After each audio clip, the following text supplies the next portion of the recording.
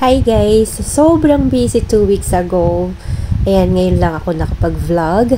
At timing, nag-celebrate ang aming company last week. Ayan, binidyo ko lang kung paano yung preparation nila.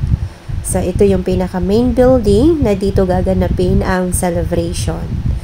Kaso guys, hindi na ako nakapag-attend ng party dahil sobrang busy sa work. Kaya naman, lunchtime lang na nakapasyal dito sa baba. Ayan, nagpa-picture-picture at bumili ng mga souvenir sa kanilang event. Ayan.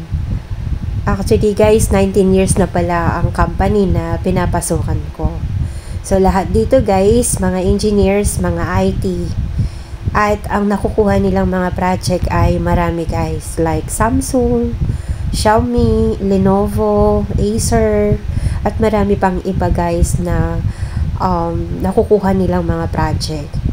Ayan yung mga architect na build na in-architect nila na plan ng HQ in the future. Maraming mga building na itatayo pa.